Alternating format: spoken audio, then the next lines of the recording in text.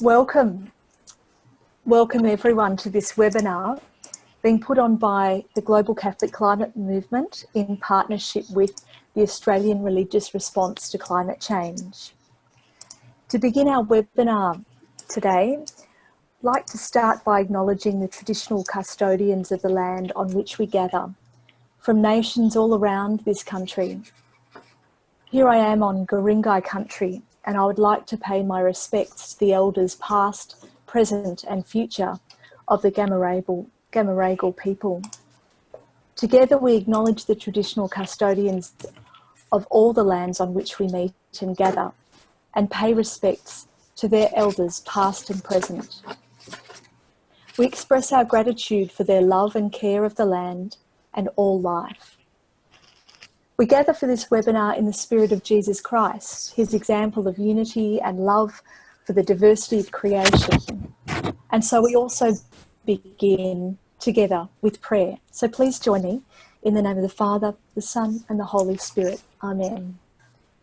Creator God, open our eyes to see your hand at work in the splendour of creation, in the beauty of human life. Touched by your hand, our world is holy.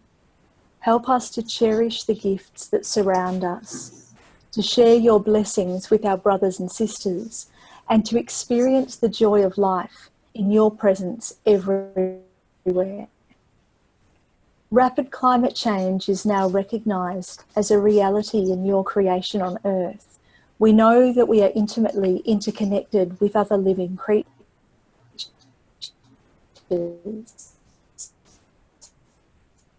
The atmosphere, the land, in the neighbourhood next to us here in Australia are already suffering from seawater encroachment of freshwater supplies. We understand that and contained in the thin moving incredibly fragile shape of Earth's biosphere is everything that is dear to you. All human drama and comedy, all the beauty of creation. As one of Earth's richer nations, we know that we have a responsibility in Australia to help the poorer developing nations. We also know that we need your strength of spirit to renew the face of the earth as we work together in reverence and love to protect and sustain your beautiful handiwork creation. Pour out upon us the power of your love so that we may further your plan on earth and make wise choices with the gifts of creation. We ask this through Christ our Lord. Amen. In 2005, the Australian Catholic bishops produced and launched a pastoral letter, which is equivalent to a policy for the Church on climate change. On the inside cover is this quote: "We encourage all Catholics to help our nation by developing an ecological ethic and to face up to the radical changes required for tackling global climate change." One of those radical changes required as we make this transition from fossil fuels to renewable energy is where we place our investments. The ethical question is, ought we invest our funds in the fossil fuel industry when we understand from science, which goes back many decades now, that burning fossil fuels is damaging every part of God's creation: the oceans, the atmosphere, the water cycle, the migration of species, the capacity for human health, and habitat to be safe and stable. So recognising these key questions and the need to respond, particularly for the Catholic Church in 2015 with the papal encyclical Laudato Si, the Global Catholic Climate Movement Steering Group decided to make this a priority for our work, and in 2016 we were able to receive some funding for this purpose. We were able to put on two very talented staff, one of whom is with us in this webinar, Daniela Finnemore, and she's helping by controlling all of the sound and the microphones and everything back here so that it works smoothly. So thank you, Daniela, and you'll hear from her soon, much later actually towards the end of the webinar, because we have a special resource to share with you. So a little bit about the Global Catholic Climate Movement. Well, it started by bringing together Catholic organisations from around the world, and there's now over 800 from all continents. And we launched the Catholic Divest Reinvest program, as I said, in response to Laudato Si. It really is an invitation to move our investments from fossil fuel companies and invest in socially and ethically responsible companies that do not cause harm to people and the planet. You'll be delighted to know that the first 4 Catholic institutions that joined the Catholic investment movement globally were 4 Australian religious organisations. And after this very important catalyst, a positive momentum has continued to build with Catholic institutions worldwide.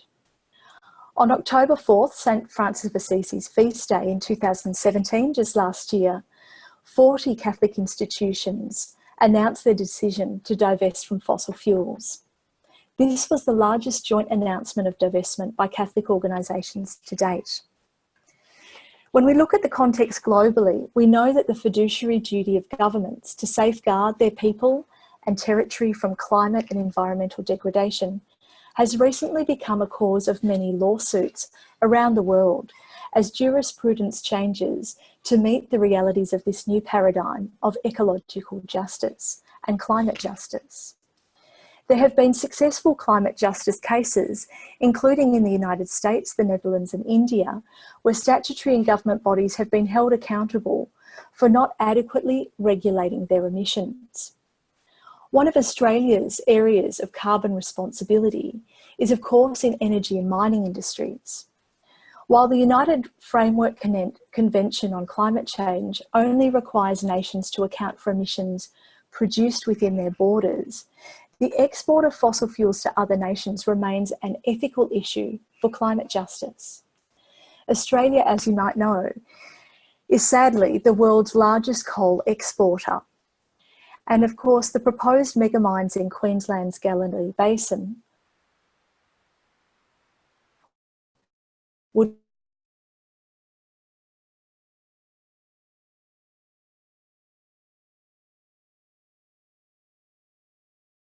only increase burden for all of the communities on the planet, especially those least causing the problems and the least prepared for the consequences and the risks. Australia has an obligation to our neighbours more vulnerable at climate risk, such as those in the South Pacific, where climate refugees is a topic that's been discussed for many years and not an identity that people necessarily want to be having as they go forward in their lives. So carbon responsibility is an increasing concern for us nationally and internationally. And as Australian Catholics, we have a variety of ways that we can act to reduce greenhouse gas emissions. In this webinar, you'll hear from people who are walking the journey of putting their institutional financial assets in places other than fossil fuels. This means that they're able to move their funds and assets to truly support their mission to care for people and the planet. And that really is an empowering thing to do. So I'd like to now introduce Thea Omerod, who's moderating our panel of speakers on this webinar. And I'm delighted at the calibre we have Amy OCallaghan from the Columbans, Catholic Care's CEO Peter Richardson, and Fiona Thomas from Invest. Thea is, of course, the president of the Australian Religious Response to Climate Change. And Thea, I'd like to hand over to you. Thank you, Jackie. I'd like to introduce Amy OCallaghan, who's joining us actually from Ireland at the moment, but she serves as the International Coordinator for the Justice, Peace and Integrity of Creation for the Columban Missionaries, and sits on the Columban Australia New Zealand Finance and Investment Committee.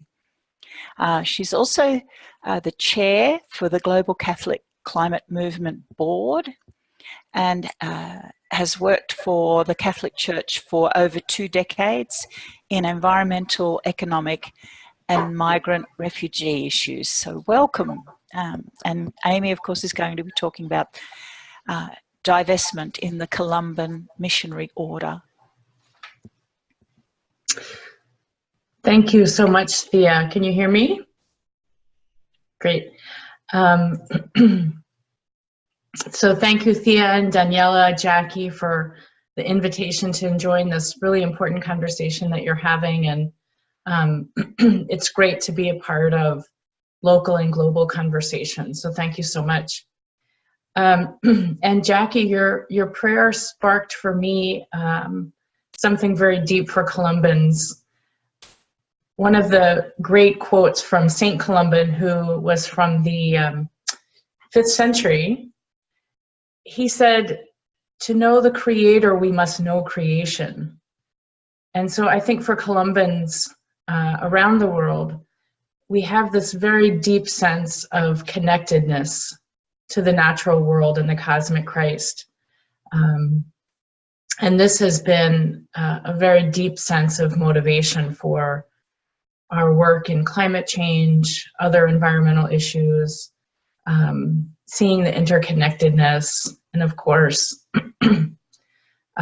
looking at our investments and our finance program is a really important part of that. So it's very consistent with our mission. That's how we see this. It's really at the heart of our mission. So thank you again. I'll just share briefly some of our timeline with our divestment program, some of the challenges we faced, how we've hold those tensions, hold those challenges with our mandate intention, and just to say at the onset, it's a walking journey. It's not a completed journey, and it's an imperfect journey, but it's one that we walk with great faith and hope and partnership with lots of really great people, many of them right here on this call. So just a brief timeline. We've had an investment policy, a socially and environmentally responsible investment policy for over 20 years.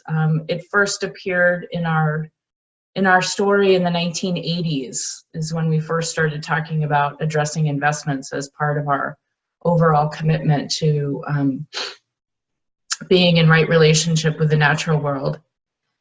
More recently, in 2012, we had a General Assembly, and which is when we set direction and vision for priorities for the coming 6 years. So in 2012, one of the recommendations was full implementation of our SRI policy. Then in 2013, we had an international finance conference. So all of our bursars and fundraisers came together. That recommendation was discussed, and we felt that we needed more consultation and probably an updating of our SRI policy. So from the conference, we launched a 2-year process of consulting internally and externally. And one of the things in that consultation process we were hearing is this really strong, growing divestment conversation as part of the strategy. So we incorporated that in 2015. We included divestment and from fossil fuels and positive impact investing into our SRI policy, as well as a structural change, which was to include JPIC, our Justice, Peace, and Integrity of Creation coordinators onto our investment committees. So we thought it was really important. Of course, all Columbans carry that commitment to JPIC, but we wanted to make sure that we had somebody on the committees that was really, really looking at these and hearing these discussions from that lens. And so that was a structural change that we implemented. In 2016, we joined the Global Catholic Climate Movement's public announcement on the October 4th.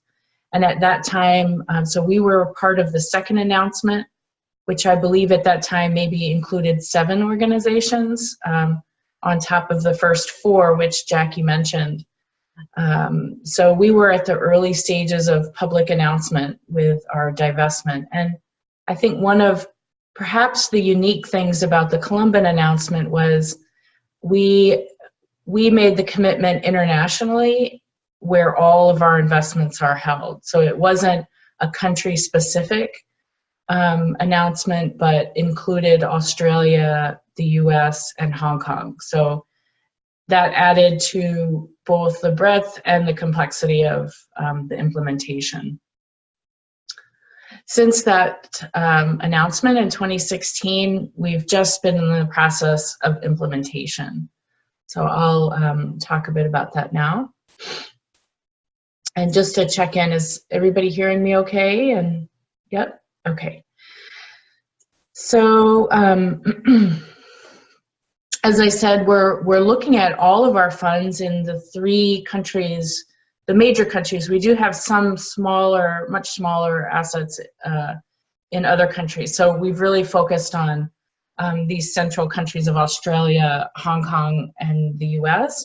And I'm really happy and proud to say that Australia, our Australia committee, is really leading the way. And I should mention actually that we had hoped that our chief financial officer in Australia was going to be able to join the call. His name's Michael Mooney, but he was unavailable. So I was very happy to step in and join the conversation.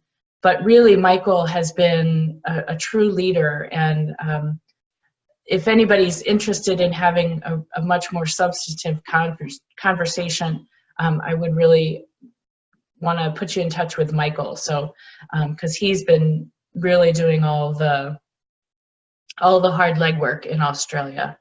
So anyway, so that's to say that we, when we were reviewing our investment policy society-wide, the updates that we made were, again, society-wide, and then we've left it to each country, so each investment committee, to fine-tune how that divestment process would happen.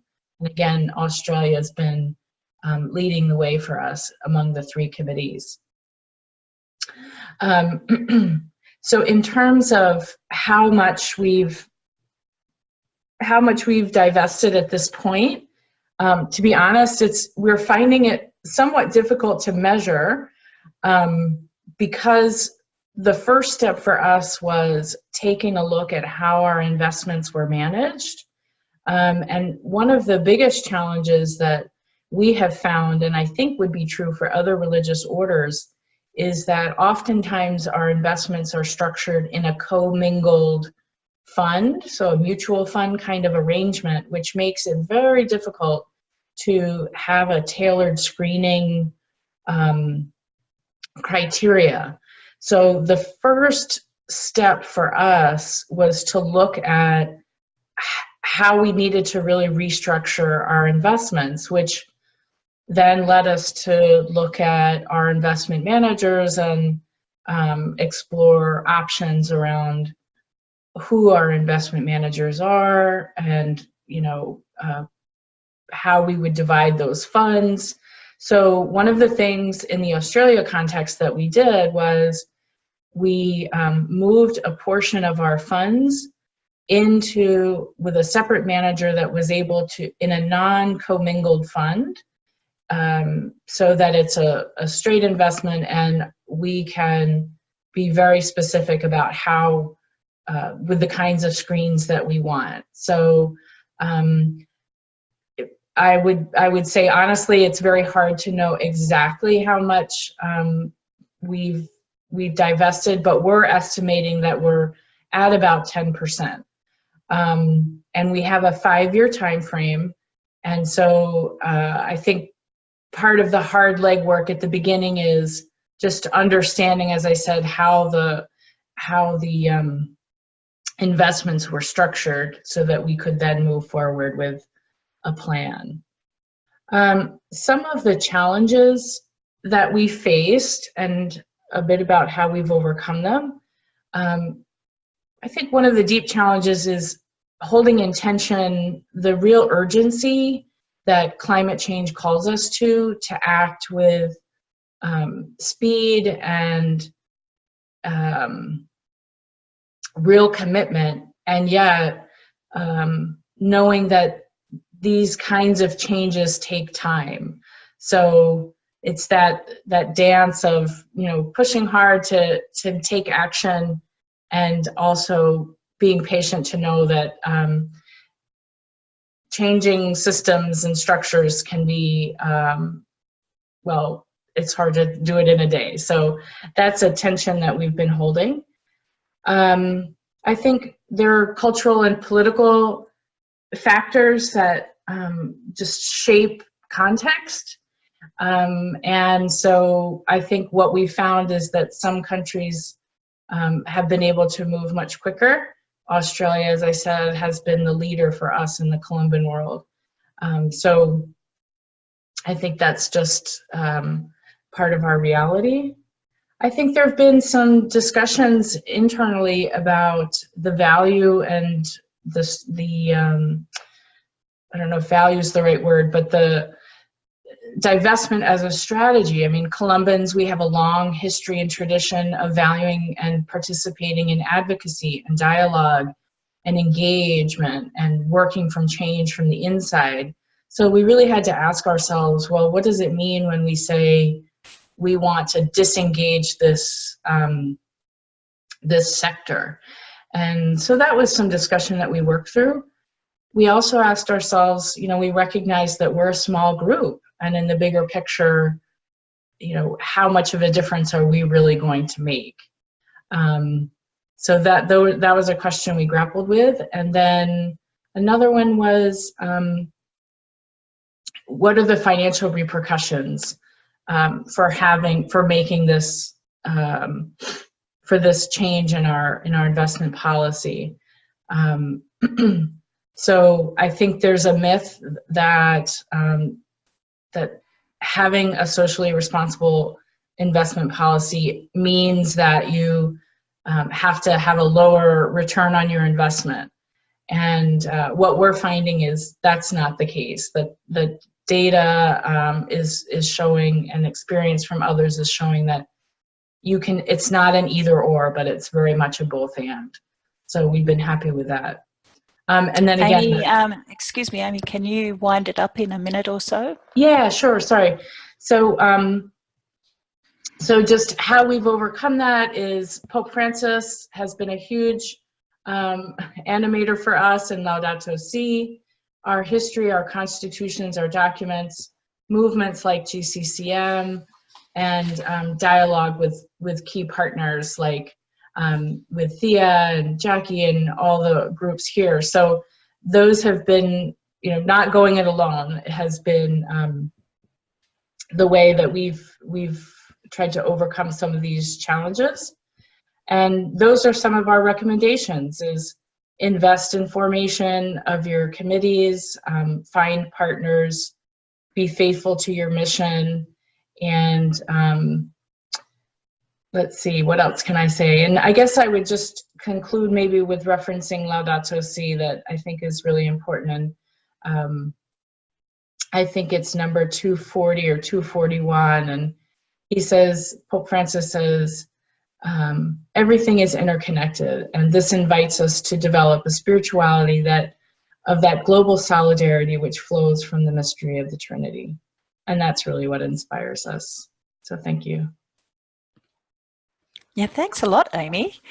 If people have questions for Amy, could you put them in the chat box and preface it with, this is a question for Amy. In the meantime, I'll introduce Peter Richardson, who has been the Executive Director of Catholic Care Sandhurst since 2013. He's a social worker. He also has a qualification in theology. He's actually been a president of the Australian Association of Social Workers, and he's a national board director, or has been on the national board of the ASW. He's done work in regional, state, and in particular agencies like the Salvation Army and Anglicare. He's had a particular interest in homelessness, and he's currently a board director of Catholic Care Victoria, Tasmania. Welcome, Peter. It's We're honoured to have you here. I'd just ask you to keep your presentation to around 10 minutes. No worries. I'm not too sure that it'll go that long anyway. Okay. And thank you for the invitation to be involved. I'm quite honoured to have actually been asked because I'm not too sure that we've been making a big contribution, but I guess the point of the exercise really is to say that every contribution in the right direction is actually making a difference.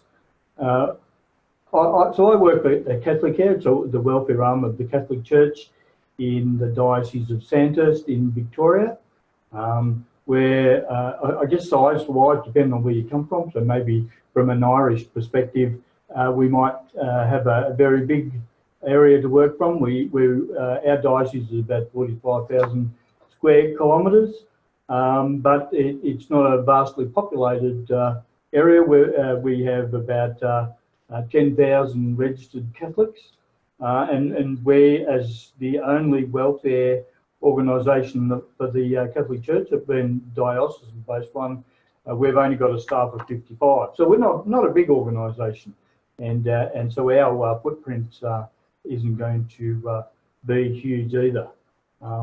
We were approached the beginning of last year by a local organisation, a guy called Bernard Tonkin, and it's possible he may even be on this webinar.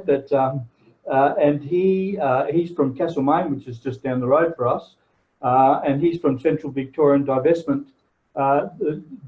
Group, and he was interested to know whether we were doing anything and whether we wanted to sign their local charter to say to the rest of the community that we're actually actively involved. Well, we hadn't been really that actively involved up to that point, and with Bernard's encouragement, we decided to actually have a look at what we're actually doing. The three areas that we looked at was around who our energy providers were, who we were banking with, and who we had as an organisation our default super fund, to make sure that those three areas were actually, that we were choosing companies that were actually not investing in fossil fuel production. So we signed the pledge, and we went on a journey that was going to commit us to making some changes. But I think that Amy's already mentioned that it's not always as easy as you think to actually start making these changes. When we signed the divestment charter, we were in the local media, and so the community's got to know that we had actually embarked on this journey, and it was interesting that we had submitted to the local paper a letter to the editor to say that as a welfare organisation, and in particular a Catholic welfare organisation, because this person is Catholic, and she may actually be on the webinar too, and she'll know who she is. She wrote this letter to the editor to say that as a welfare organisation, we should stick to what we know best and keep out of that kind of area. And didn't we realise that if we were going to stop organisations investing in fossil fuel production, it was actually going to contribute to the unemployment rates and people will be out of work. So it's interesting that we live in a community where there's a whole range of different views, and that's something that we need to grapple with all the time. But from our point of view, it's to demonstrate that we're hopefully leading ethically in the local community. What we discovered when we started to look at our super was that most or all of our workers, probably except for me, come under the what's called the SCADS award. That's a particular award that we have in Australia here, and it's actually in the award and therefore against the law to actually have nominated super fund that's not actually highlighted in the award as the default super, so that if someone comes to us as a new employee or even want to change, we can't recommend a company, but if they don't actually recommend their own, then we go to what's called our default super, and these are determined in our award. And this is government recognised, and if that was to change, there's a whole process of actually going through Work Care Australia, which is really quite an involved process. The default super that we had was Hester, and this is all publicly available, so I'm not actually saying anything I shouldn't say here. And they haven't got a good reputation for actually having their money going to fossil-free industries. But luckily, when we've gone through all the supers, there are a couple that have actually been named that have actually seen as being green supers. So we've actually changed the way that we actually do default supers for our new workers, and make the information available to all staff in terms of who the green supers are. Of course, we can't push or convince actively convince people to change. They've actually got to do that themselves. The other one that we've been pursuing is about green power companies, and we've changed to PowerShop, and that was a bit of a struggle because we have a number of different offices around the region, and they historically had all been signed up with different power companies, and so that was quite a rigmarole to actually sort out which companies were which and who were the green power companies. But at some level, that was the easiest one. The bank one has been the most challenging for us because we bank with our local DDF, the Diocesan Development Fund, and so we have no control over where they invest their money in, and they're currently underwritten by the NAB Bank. We did open up an account with Bank Australia, who are recognised as being a bank that has none of their investments going to fossil fuel production organisations, and we shifted some money across that way.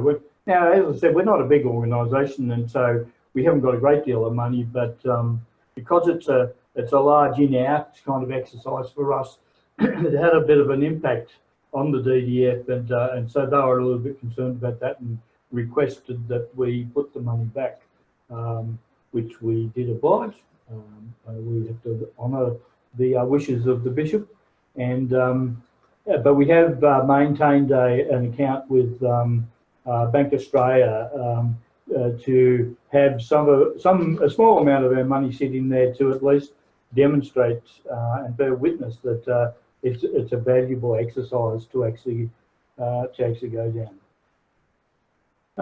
The other thing I thought that I would mention is that in preparation for today, I did a quick straw poll with our staff in terms of how whether they've made any changes personally as a result of us embarking on this journey. And it was surprising how many people were really quite keen for us to make these changes, but haven't yet got around to making any changes personally. There are a couple that have actually changed, in particular their supers. But one shared with me the story that they tried to change their bank, but the greener bank, if you like, was concerned that this person didn't have enough equity in their house, and so they weren't prepared to actually bankroll their mortgage, and so she was stuck and couldn't actually shift from that. So there's some of the issues that staff on an individual level have actually had to face. At the moment, with our diocese, and the bishop is actually pursuing having solar panelling installed in our buildings, and so we're really quite relieved about that, because that in itself is actually going to assist. We've also had an energy assessment done. We qualified because of the age of the buildings that we actually operate from to get this free, and that's been really quite useful in terms of how lights switched on and off when you leave buildings and all those kinds of things. So they're all small things that we're actually doing to contribute to the environment, but it has been a bit of a journey in terms of changing where we have our money sitting, or the power companies we use, or the supers, in terms of divestment concerns. I was interested to hear that Amy said that the journey for her has been sometimes imperfect and unfinished. I'm not too sure that it would ever be anything else but. That's simply the journey that we're actually on. And as climate change has more of an impact, we will need to change what we're actually doing and continue to make those changes to actually meet those needs. And the only other thing I thought that might be worth mentioning is that, you know, people are divided about whether climate change is actually making a difference anyway. But one of the real telling points for me is that we all know that Catholics like to drink red wine. Well, historically, Tasmania has never actually grown Shiraz grapes, and they're now growing Shiraz grapes because of climate change. And so, as far as I'm concerned, that's proof enough. So. Okay, thank you very much, Peter. Yes, it is a complex journey, and it looks like you're pushing it as best you can. I'd like to also introduce Fiona, who's going to be giving some of her experience in the finance sector. So when you ask questions, you may want to address them also to Fiona, who's our kind of finance expert here, because people listening in will be in all sorts of organisations with all sorts of financial arrangements. Fiona's been with Invest since 2016. She provides financial planning advice and portfolio management to individuals and organisations. She's had a long-term interest in ethical investment. Before being at Invest, she worked in the Bendigo and Adelaide Bank, which is known for its, you know, being distanced from fossil fuels, and in fact helped form their social and environmental impact projects. And she's been in the finance sector for, I'm working out, at least 12 years. So she comes with a lot of knowledge and experience. So please do ask her questions, as well as Peter and Amy. We're looking out for the chat box. Okay. Okay, Jackie is happy to take a question from Chris Hawke on the Bishops' Conference.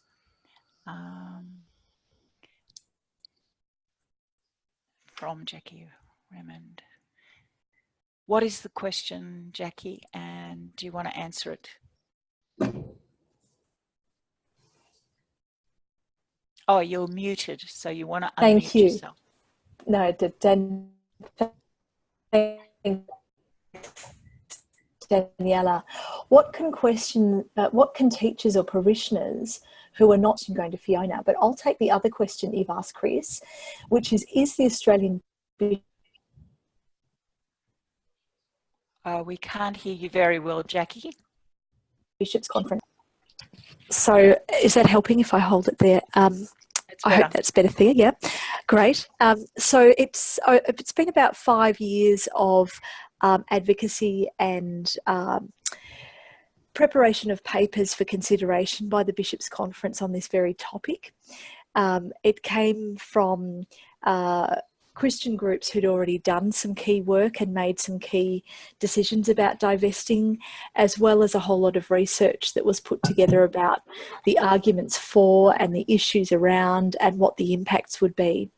So after, I think it was 4.5 years, a decision was made by the Bishops' Conference to set up a working group that would investigate whether it should in fact look into this area. And that working group finished its work within 6 months and found that it should, because currently the Bishops' Conference assets, financial assets, are not invested in any particular ethical way. So it really revealed the need for it to happen across the board around a whole lot of areas, including climate change and carbon and fossil fuels.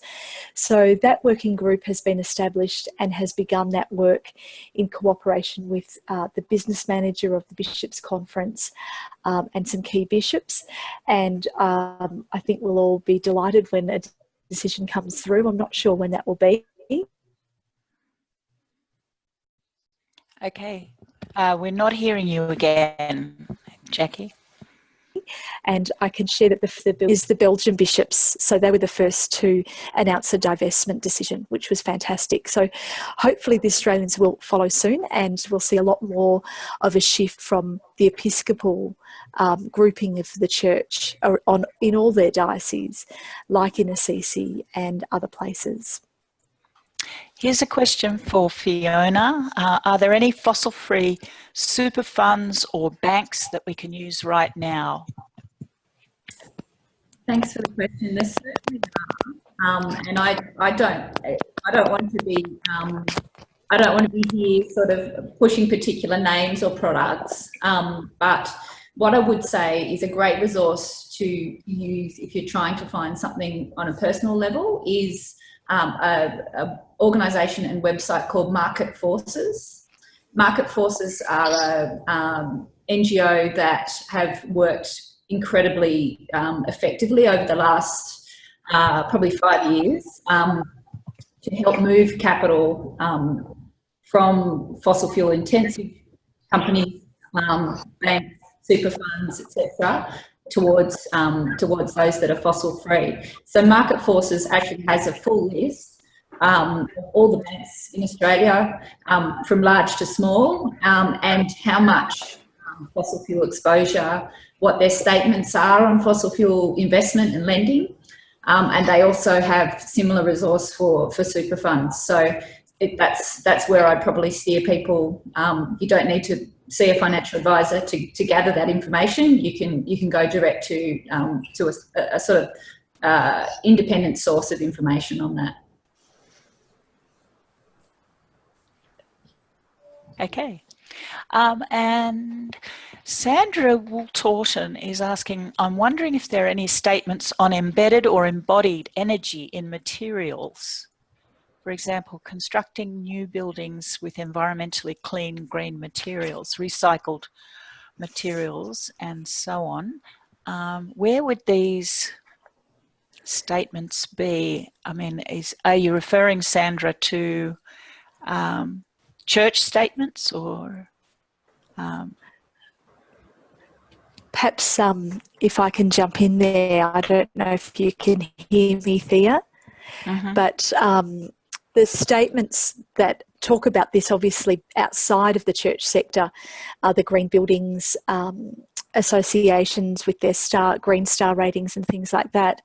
But interestingly, at the moment, in response to Laudato Si, the Brisbane Archdiocese and their group of schools called the Brisbane Catholic Education Office, with 142 schools, is developing a central framework around how it is going to move away from fossil fuels into renewable energy, which will include a whole lot of things. And one of the things that's coming through with the partnership with the architects, with a group of 8 schools that are being piloted in this area, is exactly that kind of information. So that when a brief is being prepared by a school for retrofitting work, or when Brisbane Catholic Education is building new schools, as they do every year, they have all of that ready, and they're ready to provide that to put out for tender. So there is work coming on that from Catholic organisations, but there's plenty around in the secular space that you can tap into at the moment. Okay, I'm getting brilliant from Sandra there, Jackie. Okay, another question for the panelists. How can we influence our bishops to do the right thing in this area? Amy, Peter, do you have ideas? In the area I would of imagine divestment. that to model, I guess, to the diocese and the chancery staff, it's easy for us, we're right next door to the chancery, but I think it's a matter of actually modelling, and they get to see what it is that we do, that we actually, you know, write up our stories and be proud of the things that we're actually involved with. That's one of the main ways, I think. Okay.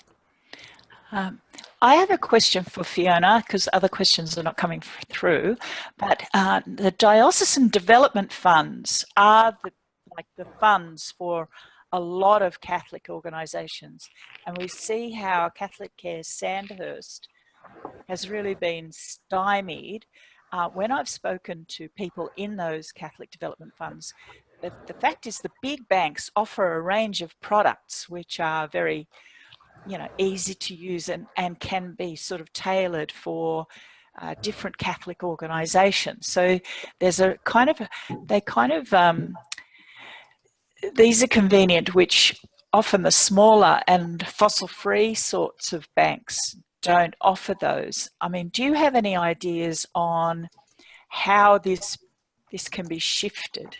That's a great question, and we come up against that in our own business as well. We would like to use a completely fossil-free bank for all our client money coming into and out of investments.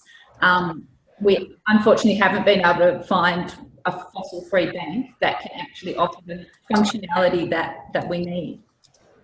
So what I would say is we look constantly and closely at the big four and what they're doing in terms of sustainability, broader than just fossil fuels, but fossil fuel investment is obviously, and lending is a big part of that.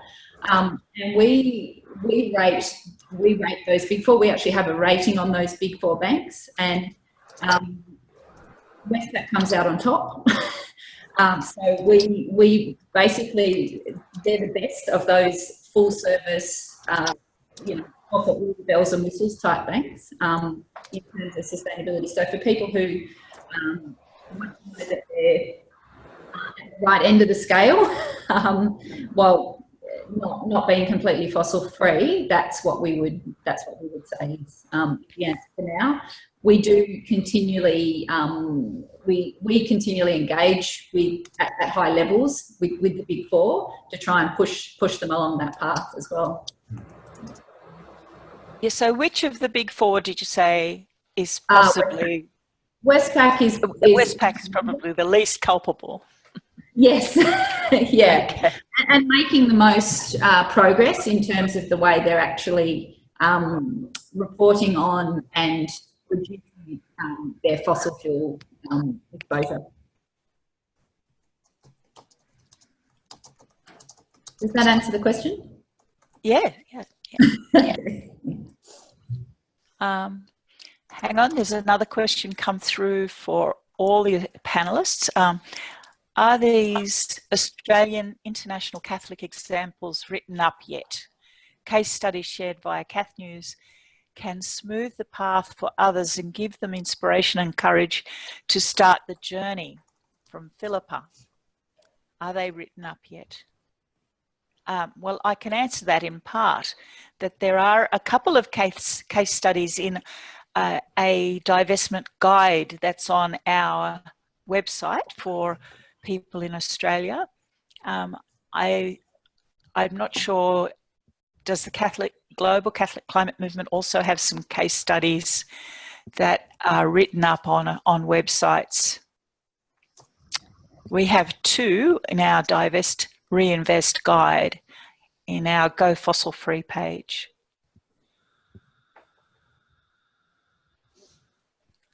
Does the GCCM have other case studies? Amy?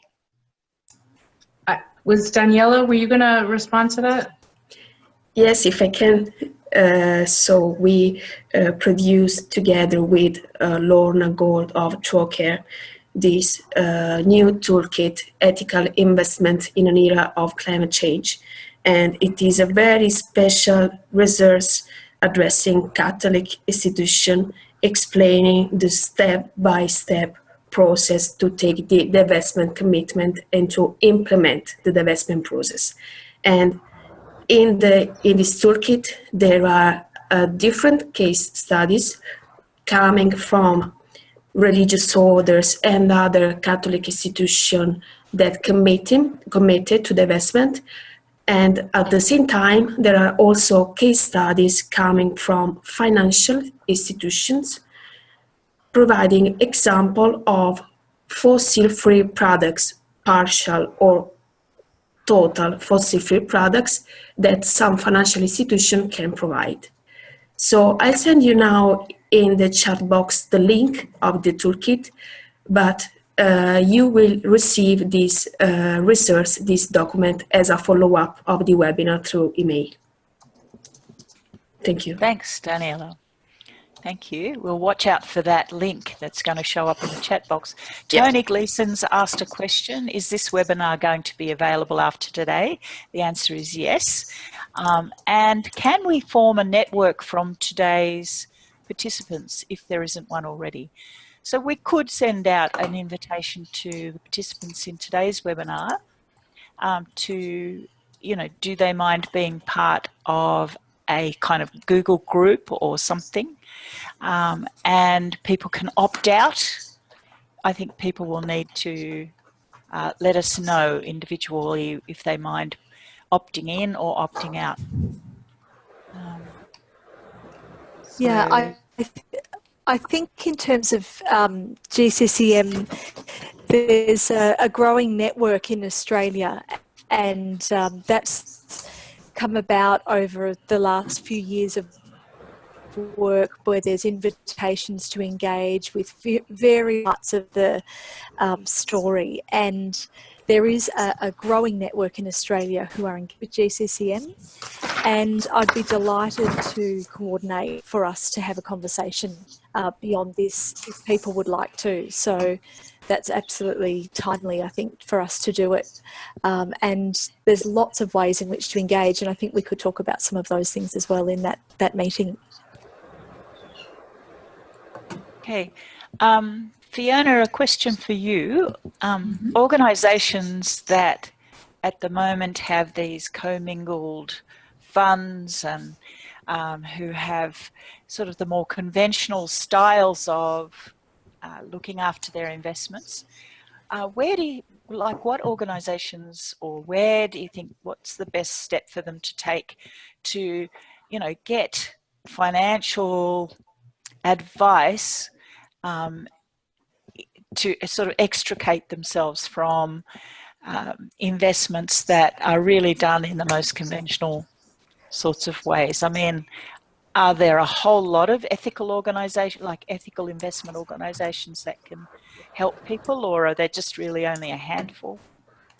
Look, there's in every state in Australia, where Ethinvest is part of a cooperative called the Ethical Advisors Co-op, and most of the organisations, most of the businesses operating in this space are part of that co-op. So I know that at least around 20 different advice firms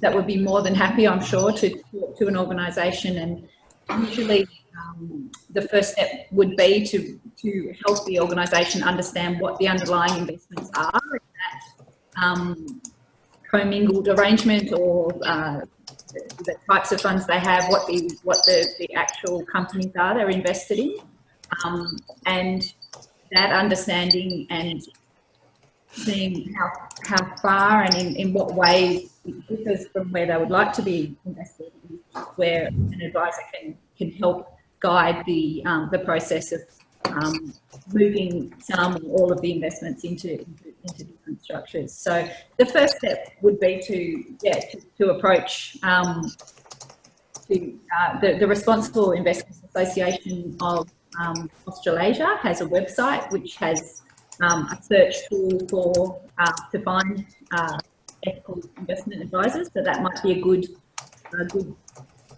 first point for organisations who want to meet face to face with someone in their area.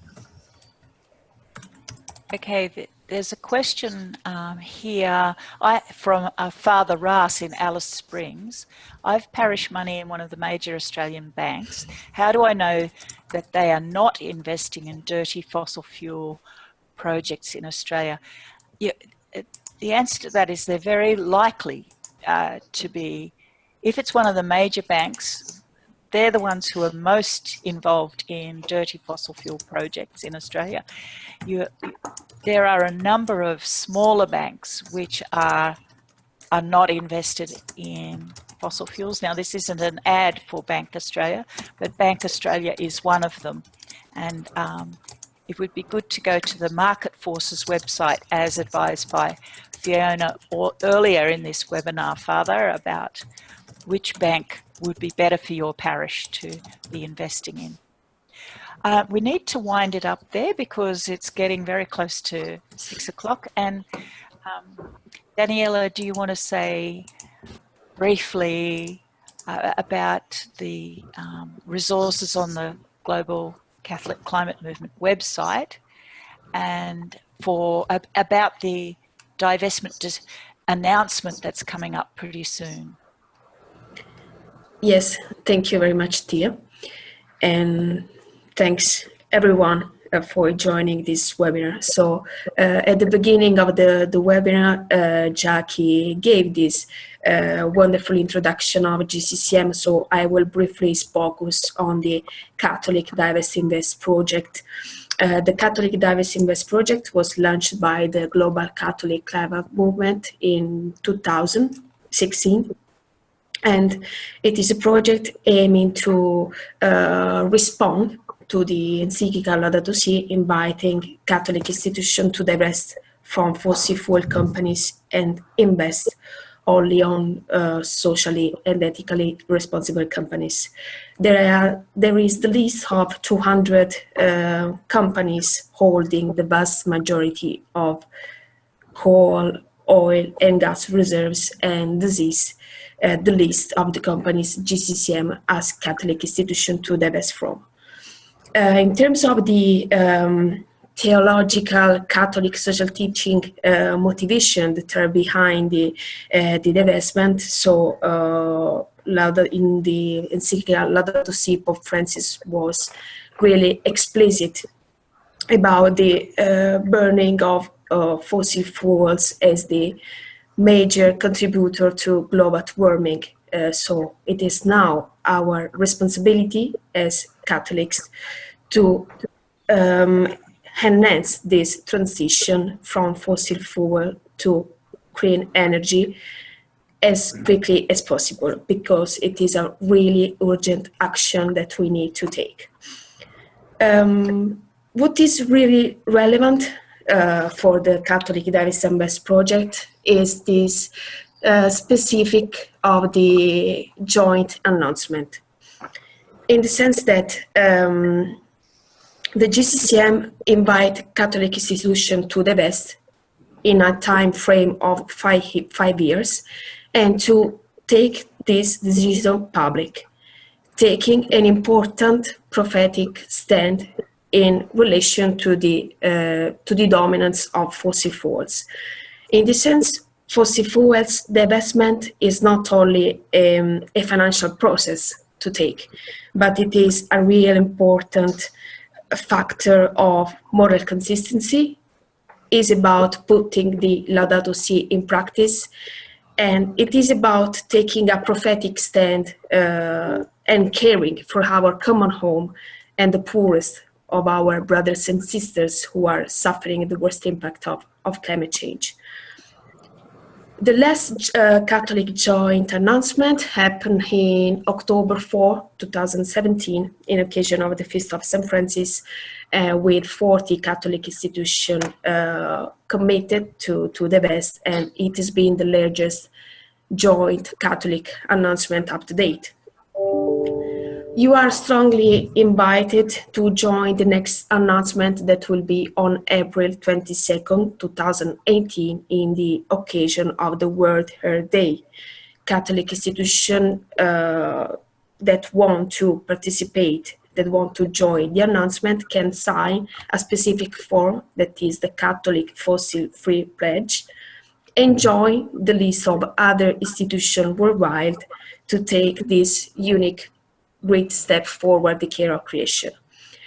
As anticipated, just as a follow-up of the webinar, we will send you the link to join the announcement and the link of the Catholic Divest Hub of GCCM with very specific information.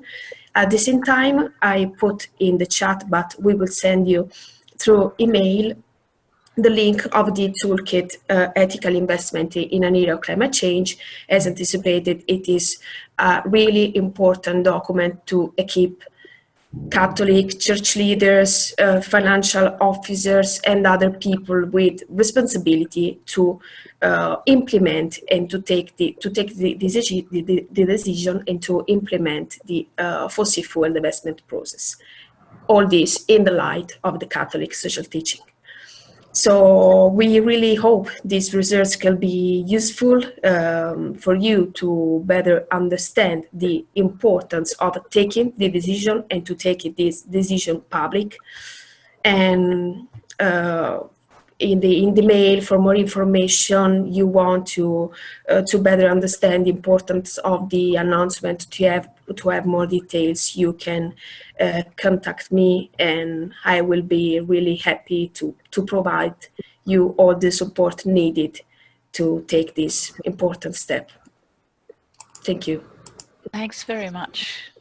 Yeah, it's important to actually be prophetic and give public witness to these values. I mean, that's partly the proclamation of the gospel that I think Jesus wanted us, to carry on after, in his footsteps. Jackie, would you like to just wind up briefly, and we can let everyone go home, because some people are away, and it's getting closer to the end of the day. Thanks, Thea. Yes, I'm happy to provide the closing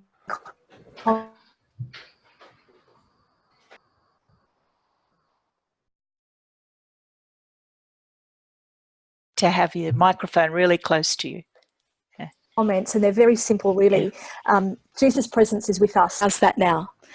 Happy to wrap up with some closing comments, and I will keep them brief, but I think it's important to remember that Jesus' presence is with us every moment of every day, and this call of living the gospel prophetically is very much something that means we have to step outside our comfort zones at times, and we need to do that in our own backyards, which is the hardest place to do it often.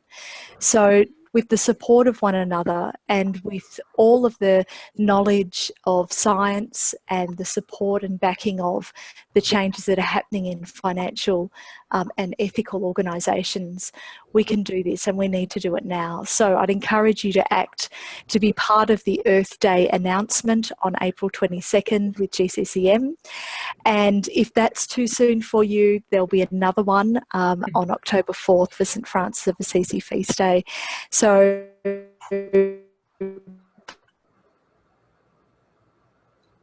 okay, the sound is cutting out again, Jackie, sorry. So we will stop there. Thanks everybody for coming. Thank you very much, panelists. And please Fiona, join this movement with from GC. It's been great. And Thank Peter. you. Yeah, yes. Thank you very much. And thank you all the people who've joined this call. Okay. Thank you. Okay, bye then. We'll be in touch.